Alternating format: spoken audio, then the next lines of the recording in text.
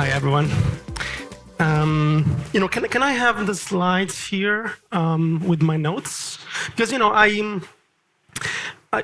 is it possible? Oh yeah, sorry.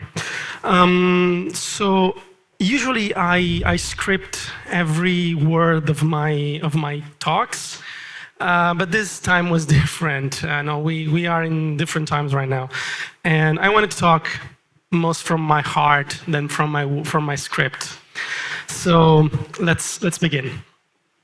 So you see here that we're at Avalanche House. There's going to be 3,000 people here, and Avalanche House is not the only event that's here. We know about Abstract Istanbul or L2 days or whatever. There are a lot of events here today and the next few days that will talk about how to scale things. Talk about the app chain revolution and so on. So there's going to be like people that talk about the OP stack, the ZK stack, the Stark stack, Orbit on Arbitrum, and so on. But in this case, we're talking about subnets. Subnets are everywhere.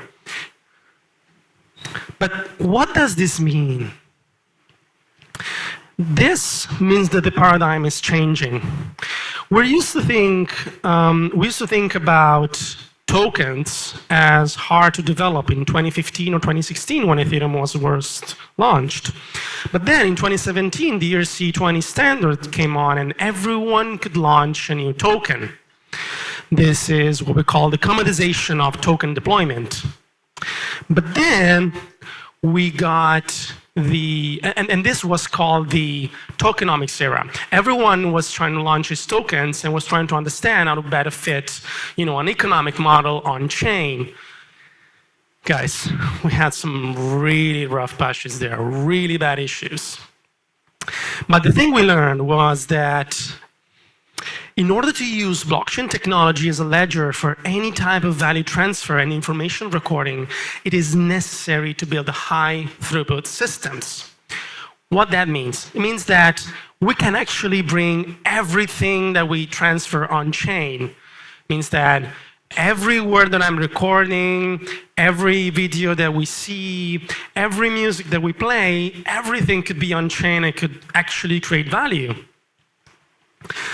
And this actually kickstarted from around 2020 what we call the scalability era. This was first, realized when who remembers the CryptoKitties craze in late 2017? Anyone who bought CryptoKitties? No. Well, I bought some CryptoKitties, and I remember buying a $150 CryptoKitty with a $200 fees on Ethereum. That was really bad. And so the scalability era wants to answer the question, how can we parallelize things? How can we make things more scalable? And the first effort was and is on scaling Ethereum. One of the first examples of scaling Ethereum was the Optimism virtual machine, or Optimism mainnet that was launched from 2018, 2019, something like that.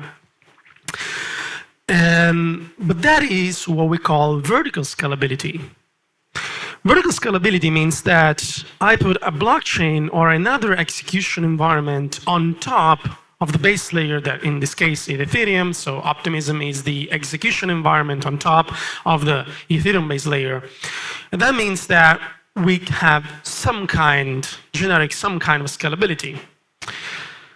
But I come from Avalanche. I'm an Avalanche OG. And so I learned that horizontal scalability may even be better than vertical scalability. So how does horizontal scalability work? You have a blockchain or some kind of software that manages the validation or the creation of development and maintenance of the blockchains that are like underneath it. Like in the case of Avalanche is the P chain that handles all the subnet and blockchain creation and all the validator actions. And so right now, as I was saying also before in the panel, so now blockchain development is becoming a commodity, pretty much like token deployment was in 2017.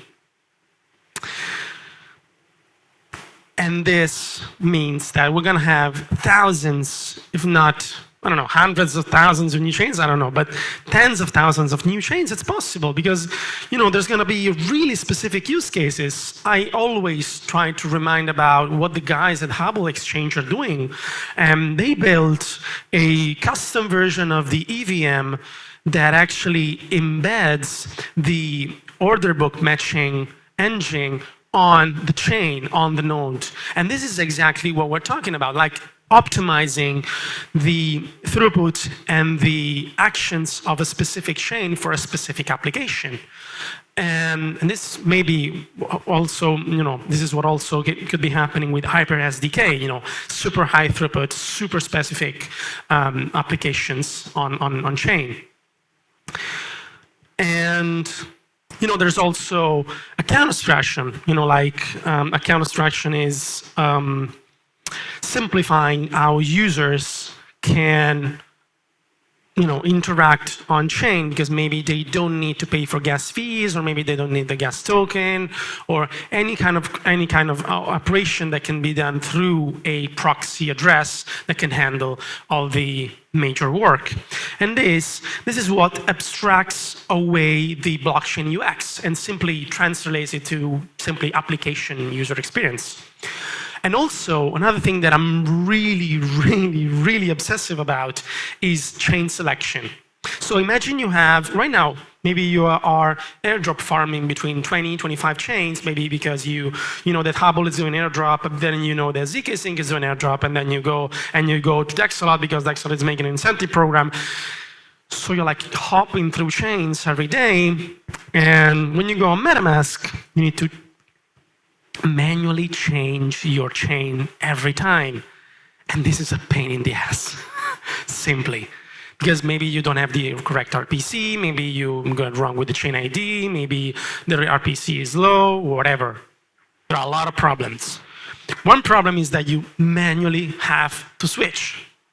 So chain selection, this is my view, but I think it's what everyone thinks, will be completely abstracted away. Rabby Wallet is already doing this. We're really, I like to see what they're doing, and I use Rabby Wallet every day now because it's simply, it's really optimized for explorers like Avascan.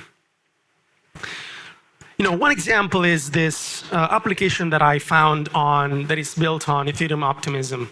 It's called FarQuest. It's built on top of a social media network.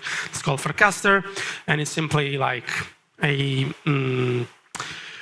collection of educational programs to get you started on what's Farcaster and what's Ethereum and whatever.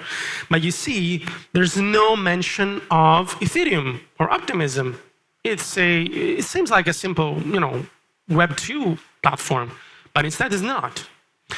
But also Stars Arena.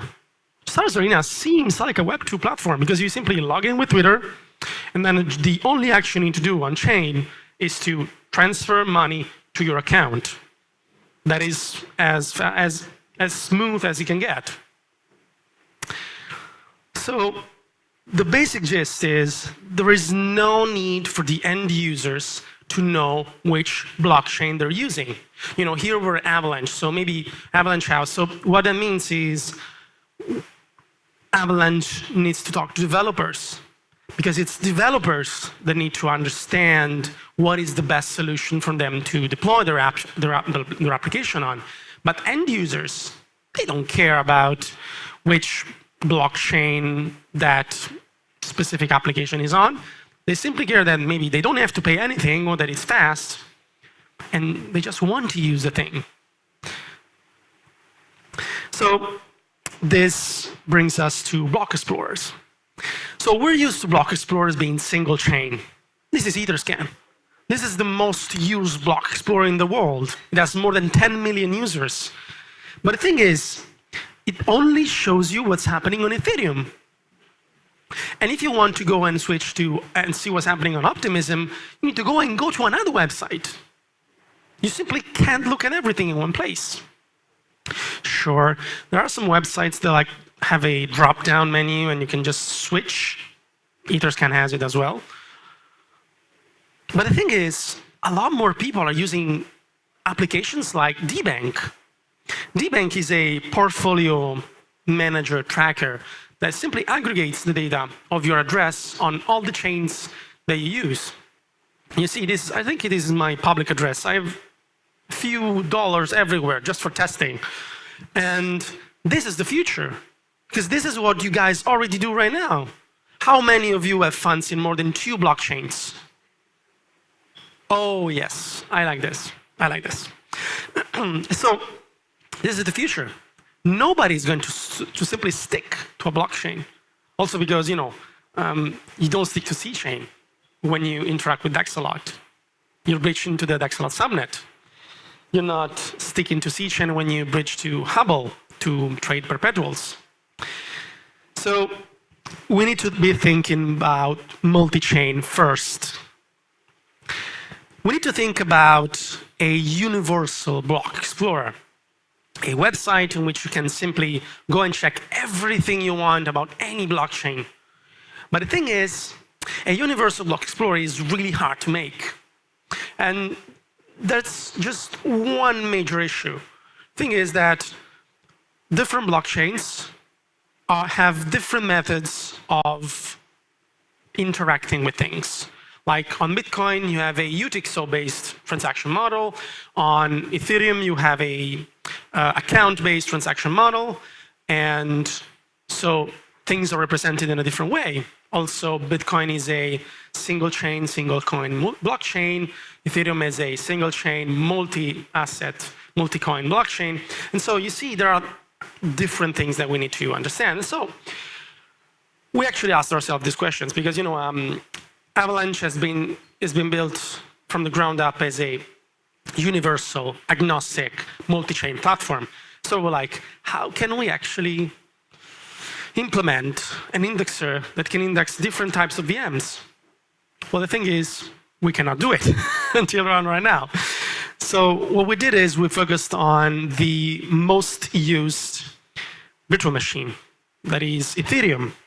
So we can say we have a unified EVM indexer.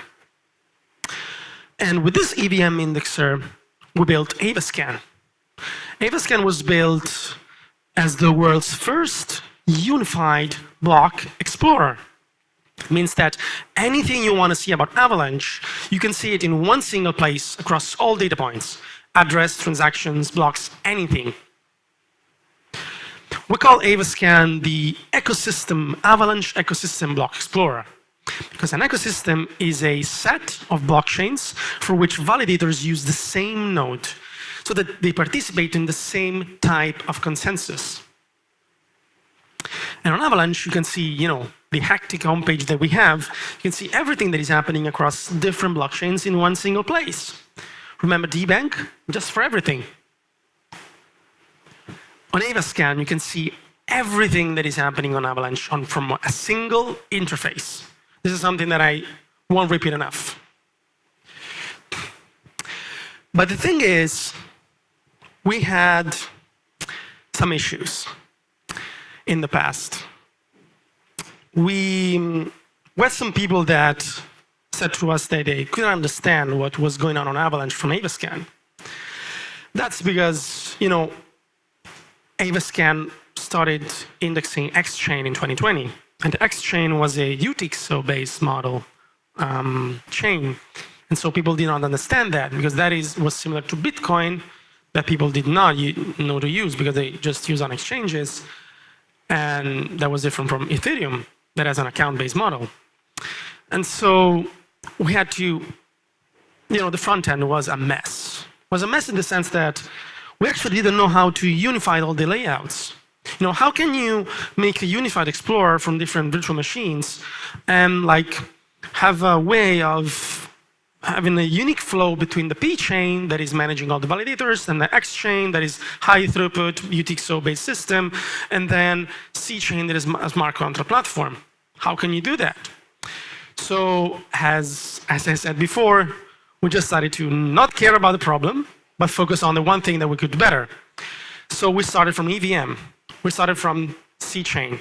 And then over the last year, we built a new front end that was starting from the EVM and then took the same design language and ported that onto the V chain and to X chain.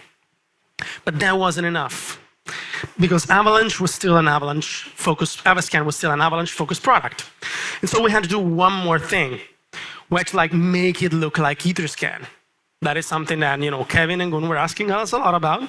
But the thing is, you can't just make a website from scratch without having interruptions. So we had to create a new one. We had to create a new front end that we call Routescan. And Routescan was supposed to be just like a draft model for new block explorers to be built. But now, Routescan is a block explorer platform, is something different. And this was really started everything from the sentence that Emin Gunsira told us in 2020. He said to us, I want to see everything happening on Avalanche in one single place. And then he had a clause and I want it to be as Etherscan compatible as possible, because that's what users and developers are using. And so that's what we did. So we built, without telling anyone, we built first the Routescan frontend, and then we built something that it was exactly like Snowtrace, Snowtrace.dev.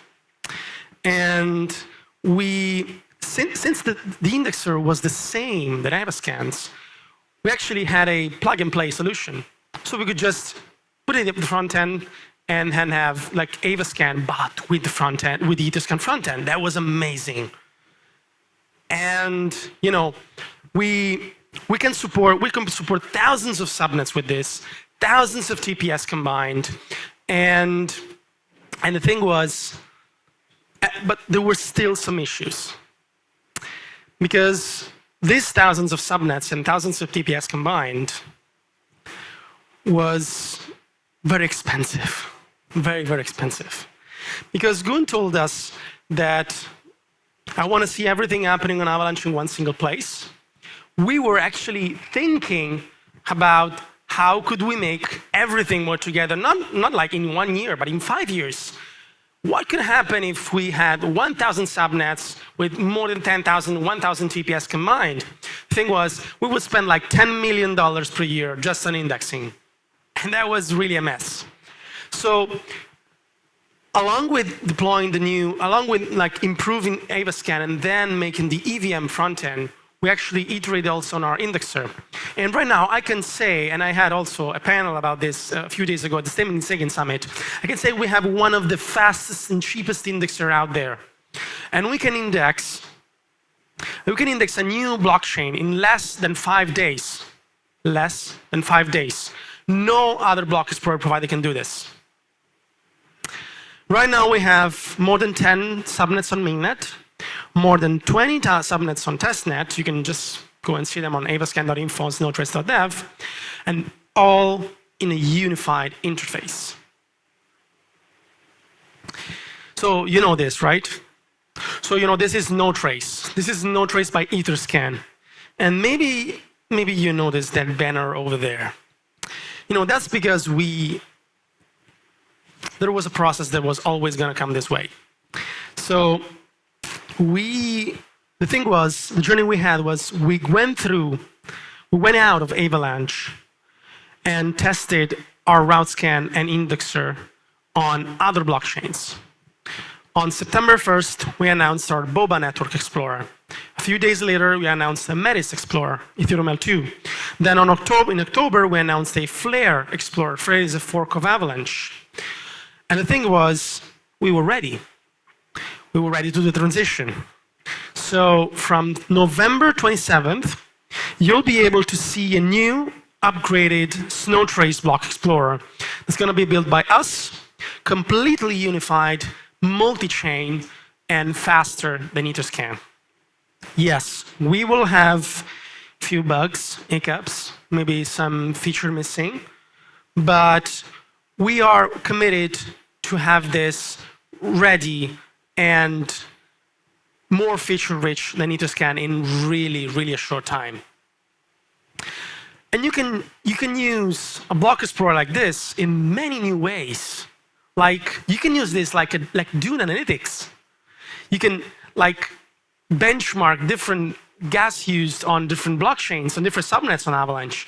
And you can benchmark and compare different transactions, daily transactions on the different subnets. And you see, this is something that only we can do. Have all this variety of logos from the different subnets. And this is, this is going to change your perspective about how a blockchain is, because now a blockchain is a monolithic piece, and you need to switch, you need to force your way out of it. But then, from a block explorer, then from the wallet, and everything's going to be unified at some point. We were one of the first, maybe the first. And so we're ready for a seamless multi-chain future. And we also have more features than Etherscan. You see this? This is the admin proxy and proxy implementation tabs on the contract details page. And it happened because we heard some complaints that people were understanding how the proxy contracts were swapped during the Stars Arena hack. And so we're like, okay, yes, you'll need this. And so we'll do this. Let's just simply show this. This is something that is not on Etherscan or Snowtrace. And this is something that we do because we have a faster feedback loop. So the thing is, all I wanted to tell you, like it's one trace. We're designing the Block Explorer for a future in which users don't have to choose which chain they use. And developers don't need to switch back and forth to debug cross-chain applications. And in one sentence, even shorter, we're designing a block explorer for a seamless multi-chain future. But actually, I have one more thing. Because a lot of people complained about about many things. In fact, we're going to have an AMA after this if you have some questions. The thing is, a lot of people asked us, how can I export my private tags and data from Snowtrace to the new one? And we have the solution. We built a Firefox and Chrome extension called ES Profile Exporter that is now available on Firefox and soon available on Chrome that will be able to simply download all the data. You simply log in on Etherscan on any, the thing is, you can log on any Etherscan Explorer and just download your private data and just be ready for the Routescan transition because we're going to take them all, guys. So yeah, we're ready. Thank you.